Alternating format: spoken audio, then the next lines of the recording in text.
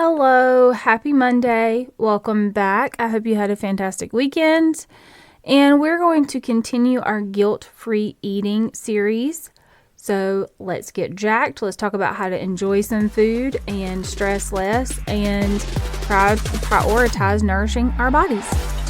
Hey Mama, welcome to Holistic Health for Moms. Do you want to lose weight and have more energy? Do you find yourself up late at night searching Google about hormones, weight loss, and how to get healthy? Do you wake up with big, ambitious goals only to feel overwhelmed and frustrated when the scale doesn't move and you look 5 months pregnant after eating again? Hey, I'm Jennifer. I'm a mom of 3, a conventional health nurse practitioner that also believes in natural and holistic health. I kept hearing my patients tell me that they were overwhelmed, tired, and couldn't lose weight. They were overwhelmed with all the health and weight loss information out there. It hurt my heart to see women who wanted answers and solutions to only be given prescriptions and vague directions like eat better and exercise. They needed to get out of the traditional healthcare box, and I wanted to help. So I created this podcast. In this podcast, you'll learn about optimizing your health and transforming your mindset. You'll learn about tools to help you build on what you know is right for you and reclaim the energy and health you know you should have. If this sounds like you, raise your hand and say present and accounted for, and let's get this party started.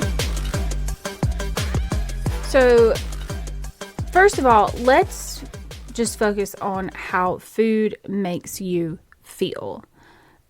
Focusing on how food makes you feel physically and mentally and emotionally can be like super life changing.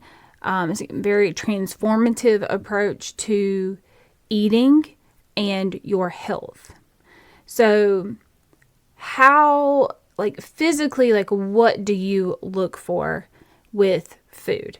So physically, how does it affect your energy level? Sugary foods, processed foods can cause an energy spike, can just be like, oh my gosh, I have so much energy. And then an hour later, a crash and you feel like teetotal crap. Whereas nutrient dense foods like whole grains, lean proteins, healthy fats provide a steady, sustained energy, and you don't have that crash where you start feeling clammy and a little anxious and just not really fantastic, right? So physically, that is one way. So another way would be your digestive system. So focus on how your stomach feels after you eat a meal. A lot of times people have to run to the bathroom, or they may struggle with constipation. You may have some bloating. You may just feel just blah. That's really the only way I know how to explain it is just blah, right? And so that's not how you want to feel. That's not how you want your digestive system to feel. And your digestive system would be literally from your mouth to your anus. That is your whole digestive tract. So any type of discomfort in those areas, whether it's heartburn or indigestion or abdominal pain or constipation or diarrhea, all of those are digestive system issues, okay? Another physical symptom could be bloating. Maybe it's because it was a lot of sodium in the food that you ate, and that can cause you to retain water. And, if you overindulge, especially in processed and greasy foods, it can make you feel just really blah and sluggish, like I said before. And also know that these symptoms don't necessarily show up immediately after a meal. Sometimes they can happen a day or two later. I know it gets really complicated, but these are just things to be cognizant of, right? So those are physical symptoms. Now, emotionally, Okay, emotionally. Now, if you ride a sugar roller coaster all day long, you may be a little emotional. I'm just going to tell you. You may have some anxiety, you may have some irritability, you may have headaches. So, emotionally, those sugary processed foods can cause problems. Now, food can affect your mood and your stress levels also. So, foods that have omega-3 fatty acids, can boost the serotonin, which is like your feel-good neurotransmitter, okay? But also being overly restrictive in a diet can cause a significant amount of like guilt and stress around food. So yes, restricting things can cause you to lose weight, but then if you are so restrictive that you're so hard on yourself that you stress yourself out and then it's like a rebound, like binge eating situation, that is not healthy emotionally or mentally. Okay. Now, food and your self-esteem and your body image. So eating in alignment with what your body needs promotes like a sense of control and self-respect. Like, I know my body needs fruits and vegetables, therefore I'm going to give my body those things because I know they make me feel good, right? But if I crave cookies and ice cream and chips and whatever, and I give my body those things and it makes me feel like crap and also makes me gain weight or, feel bloated or whatever, then that affects our self-esteem and our body image of ourselves. So again, it's a very vicious cycle. And like focusing on the quote unquote perfect eating plan can lead to a lot of shame and frustration and guilt. So we're trying to move away from that perfect eating plan, right? That very restrictive diet. We're trying to move away from those things and allow ourselves to enjoy foods in moderation, because God gave us food, therefore we should eat, right? And then for like cultural and social connection, again, we're on the emotional part of food. Food is a large part of my family and my family get-togethers. I'm not sure about yours. So, my family, both my family that lives in my house and my extended family. So at night, this is where we gather and talk and catch up. Now, don't get me wrong. We are not Leave It to Beaver. We are not that family.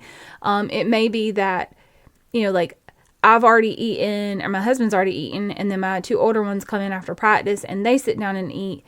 But we're all like in the kitchen together, right? Either cleaning up or eating or something. So food is a gathering. It is a place where we catch up as a family. For my extended family, obviously for holidays, we get together, we enjoy food, we enjoy each other's presence. So to take food out of a social and cultural situation, like again, that is very restrictive and it takes joy out of situations. So by being present with the people that you love and enjoying the food and the company and not thinking about calories or macros or food being good or bad makes eating more joyful and more and less stressful, right? So I would just encourage you to pay attention to your physical and emotional state after you eat meals. And I'm not saying shame yourself. I'm not saying like, oh, that was bad, let me see how I feel. Just be aware of how you feel and the thoughts that you are having, and let's autocorrect. Okay? As in, okay, that food didn't make me feel good, so I'm not going to eat it again. It's as simple as that. Like, didn't make me feel good. My next meal is going to be, something that makes my body feel good and makes me feel good about nourishing my body, and move on with life. So by prioritizing nutrient-dense foods that provide energy and satisfaction, we get vitamins, minerals, fiber, and essential nutrients, okay?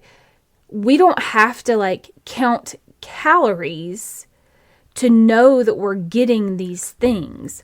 Our body is going to be like, oh my gosh, I had a very nutritious meal and I feel satisfied.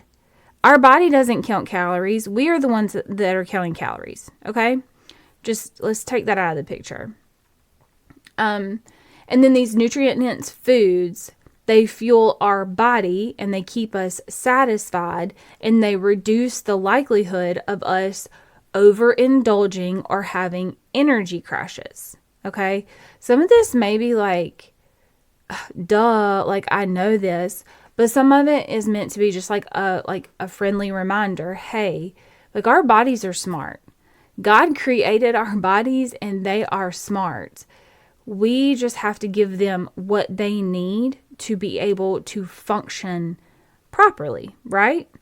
So, again, I would encourage you to pay attention this week to how food is making you feel mentally, emotionally, and pay attention to the thoughts that you have around the food, okay? So, if you are ready, if you know you're ready to get started with these healthy habits, feeding your body nutrient-dense foods, but you're not quite sure where to start, I want you to go now to jennifercoble.com/course. Head over to my Healthy Habits Blueprint. It is a very simple course.